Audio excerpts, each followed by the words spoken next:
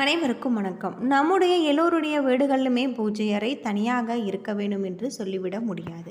சிலரது வீடுகளில் ஆள் மற்றும் சமையல் அறையில் கூட பூஜை அறை வைத்திருப்பாங்க. இந்த பற்றாக்குறை காரணமாக அலமாரிகளில் பூஜை அறை வைப்பதும் ஒன்றும் தவறு இல்லை.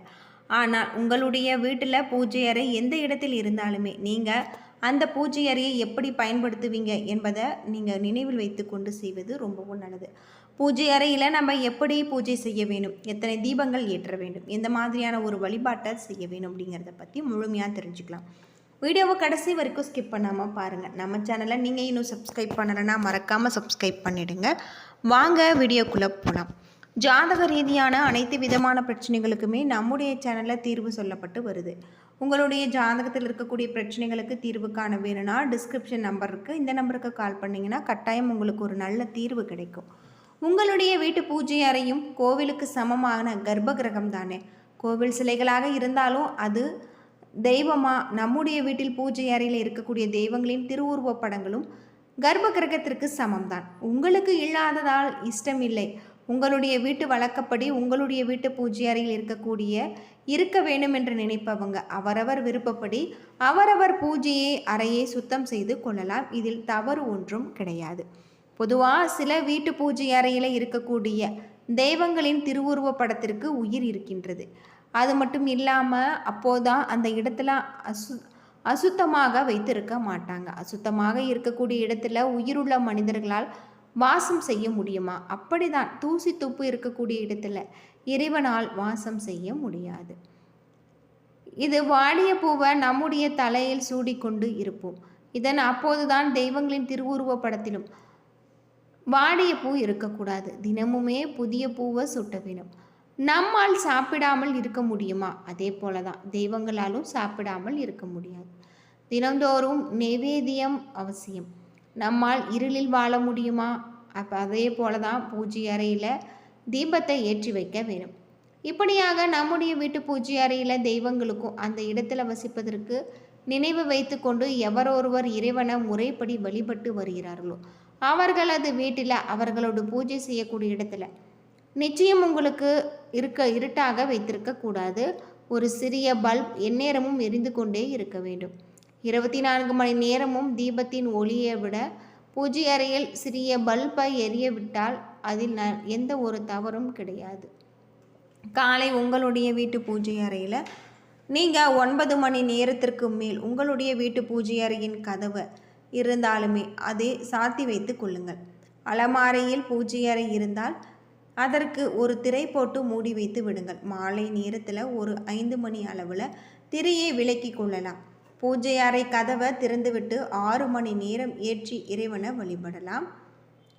மாலை இறை வழிபாடு முடிந்ததும் மீண்டும் இரவு 9 மணிக்கு மேல் உங்களுடைய வீட்டு பூஜை அறையின் கதவை மூடிவிட்டு அடிக்கடி பூஜை அறையின் உள்ளே போய் வருவதை தவிர்ப்பது நல்லது. பூஜை அறையில் வசிக்கக்கூடிய இறைவனை எந்நேரமும் நாம் தொந்தரவு செய்வது தவறு. இறை வழிபாட்டை தவிர மற்ற நேரங்களில் பூஜை அறையாக இருந்தாலும் சரி, பூஜை அலமாரியாக இருந்தாலும் சரி, அதை நாம் அடிக்கடி திறந்து மூடாமல் இருப்பது நல்லது அப்படின்னு சொல்லப்படுது. உங்களுக்கு நம்பிக்கை இருந்தால் உங்களுடைய வீட்டு பூஜை அறையில் தெய்வங்கள் நிரந்தரமாக குடிக்கொள்ள வேண்டும் என்ற எண்ணம் உங்களுக்கு இருந்தால், இறை வழிபாடு முழு நம்பிக்கை இருந்தால் இது குறிப்புகளை நீங்கள் எல்லாம் தாராளமாக பின்பற்றலாம். எந்த ஒரு தவறும் கிடையாது. நீங்கள் உங்களுடைய வீட்டை பூட்டி விட்டு வெளியே செல்வதாக இருந்தால் மட்டுமே பூஜை அறையை மொத்தமாக சாத்தி விட்டு செல்லக்கூடாது. கதவாக இருந்தாலும் திரையாக இருந்தாலும் கொஞ்சம் இடைவெளி விட்டு சாத்தி விட்டு செல்வது நல்லது. பொதுவாக நம்ம வீட்டு பூஜை அறையில் முருகப்பெருமான மனதார நினைத்து நம்ம தீபமேற்றி வழிபடுவது இன்னும் சிறப்புக்குரிய ஒன்று. முருகனை அருள பெறுவதற்கு நாம் தீப வழிபாடு மிக சிறப்பான ஒரு வழிபாடு.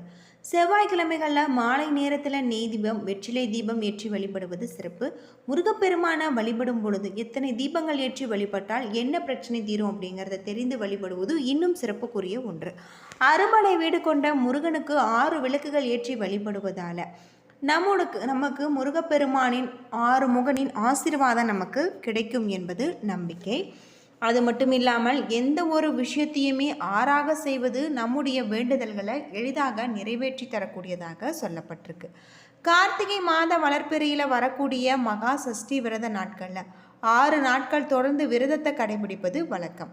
இந்த நாட்களில் முருகனுடைய மந்திரங்களை உச்சரித்து முருகனை நினைத்து உண்ணாமல் நோன்பு இருந்து குழந்தைகளுக்காக நாம் பெண்கள் விரதமிருந்து வழிபடுவதும் சிறப்பு. சஷ்டி நாட்களில் மட்டுமல்லாமல் முருகனுடைய திருவிளையாடல்களை படித்து திருப்புகழ் பாடி கந்த சஷ்டி கவசம் பாராயணம் செய்பவர்களும் முறையாக விரதம் இருப்பவர்களும் அல்ல குறையாத செல்வம் வாரி கிடைக்கும். குறிப்பாக குழந்தை பேறு உண்டாக நாம் செவ்வாய்க்கிழமைகளில் முருகன் படத்தை வைத்து அவருக்கு 6 விதமான நிவேதியம் படைத்து 6 புதிய அகல் விளக்குகளையும் நெய் தீபம் ஏற்றி மனதார முருகனுக்கு அபிஷேகம் செய்து வழிபட்டால் வேண்டிய வரம் வேண்டியபடி கிடைக்கும்.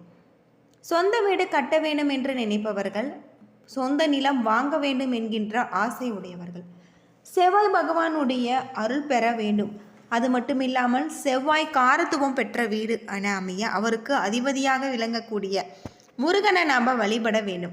முருகப்பெருமானுக்கு 6 விளக்குகள் செவ்வாய்தோறும் ஏற்றி மனதார நாம் வழிபட்டு வந்தோம்னா விரைவில் சொந்த வீடு கிடைக்கும் அப்படின்னும் சொல்லப்படுது.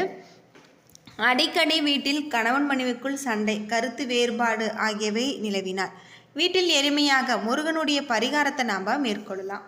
அது மட்டும் இல்லாமல் சாதாரணமாக எல்லோருடைய வீடுகளிலுமே முருகனுடைய படம் நிச்சயம் இருக்கும்.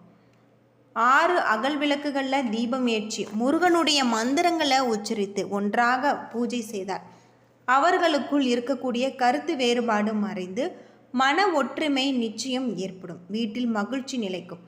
கடவுள் நம்பிக்கை இல்லை என்றாலும் ஒரு முறை செஞ்சு பாருங்க, உங்களை ஆச்சரியப்பட வைக்கக்கூடியதாக இந்த விஷயங்கள் எல்லாமே நடக்கும். வளர்பிறையில் தேய்பிறை ஆகிய 2 சஷ்டி திதிகளுமே முருகனுக்கு இவ்வாறு நாம் தீபமேற்றி வழிபட்டு வர எண்ணிய எண்ணமெல்லாம் ஈடேறும். அது மட்டுமல்லாமல் அடிக்கடி முருகன் கோவிலுக்கு சென்று அவரை மனதார செய்து வருபவர்களும் எண்ணற்ற நன்மைகள் நடைபெறும். கலியுகத்தின் காக்கும் கடவுளாக பக்தர்களுக்கு அருள்பாலிக்கும் முருகனுக்கு பழனி என்றால் விருப்பம்தான். அறுபடை வீடுகளில் பழனியில் இருக்கக்கூடிய நவபாசான சிலை இன்றுமே விஞ்ஞானிகளை வியக்க வைக்கக்கூடிய ஒரு அதிசயம். எனவே வாரந்தோறுமே முருகனுக்கு 6 விளக்குகள் ஏற்றி வழிபட்டு வந்தால் நீங்கள் நினைத்து பார்க்க முடியாத அளவிற்கு அதிசய மாற்றங்கள் நடைபெறும் அப்படின்னு சொல்லப்படுது. இதுபோல் நம்ம வீட்டில் தீபம் ஏற்றி முருகப்பெருமான மனதார வழிபட்டு வருவது நிச்சயம் வெற்றியை தேடித்தரக்கூடியதாக இருக்குது. வெற்றியை கொடுக்கக்கூடிய சில மந்திரங்களும் இருக்குது. ஆன்மீக சார்ந்த விஷயத்தில் நாம் தெரிந்து கொண்டு செவ்வாய்க்கிழமைகளில் இந்த மந்திரங்களை உச்சரிப்பது இன்னும் சிறப்புக்குரிய ஒன்று. ஒவ்வொரு நாளுமே காலையில் எழுந்து சுத்தமாக குளித்துவிட்டு காலை 6 மணி முதல் 7 மணி வரை இருக்கக்கூடிய நேரத்தில் பக்கத்தில் இருக்கக்கூடிய முருகன் கோவிலுக்கு சென்று விளக்கு போட்டு முருகனை வேண்டி 6 முறை வலம் வர வேண்டும். கோவிலுக்கு விளக்கு ஏற்றும் பொழுது நாம் இந்த மந்திரத்தை சொல்வது இன்னும் சிறப்புக்குரிய ஒன்று. கோவிலுக்கு சென்ற இந்த வழிபாட்டை நாம் செய்ய முடியாதவர்கள் வீட்டில் இருந்தபடியே காலை முருகப்பெருமானின் திருவுருவ படத்திற்கு முன்பாக விளக்கு ஏற்றும் பொழுது இந்த மந்திரத்தை சொல்லி மனதார நாம் வழிபட்டு வருவது சிறப்பு. தீராத துன்பங்கள் தீரும், வெற்றி மேல் வெற்றி கிடைக்கும் என்று பிரார்த்தனை வைத்து கொண்டாலும் நிச்சயம் வெற்றி கிடைக்கும். முருகப்பெருமானை நினைத்து விளக்கு ஏற்றும் பொழுது நாம் இது போல மந்திரங்களை சொல்லி வருவது ரொம்பவும் நல்லது. தீபமங்கல ஜோதி நமோ நம, தூய அம்பல லியா நமோ நம போன்ற மந்திரங்கள் அருணகிரிநாதர் அருளிய திருப்புகழில் இருந்து எடுக்கப்பட்ட ஜோதி மந்திரம். தூய மனதோடு விளக்கு ஏற்றும் பொழுது முருகனை மட்டும் மனதில் நினைத்து இந்த மந்திரத்தை சொல்ல வேண்டும். எந்த அளவுக்கு வீட்டில் தீபம் ஏற்றி வழிபாடு செய்கிறீர்களோ அந்த அளவுக்கு உங்களுடைய வீட்டில் இருள் இன்னும் நீங்கி உங்களுக்கு கஷ்டம் விலகும் என்பது நம்பிக்கையாக சொல்லப்படுது. மறக்காமல் செவ்வாய்க்கிழமை நாட்களில் இது போல் செஞ்சு வாருங்க. என்ன நண்பர்களே, வீடியோ ரொம்பவே பயனுள்ளதாக இருந்திருக்கும்னு நினைக்கிறேன். வீடியோ பிடிச்சிருந்தால் லைக் பண்ணுங்கள், ஷேர் பண்ணுங்கள், கமெண்ட் பண்ணுங்கள். இது போல் தகவலை தெரிஞ்சுக்க நம்ம சேனலை மறக்காமல் சப்ஸ்கிரைப் பண்ணிவிடுங்க. நன்றி நண்பர்களே.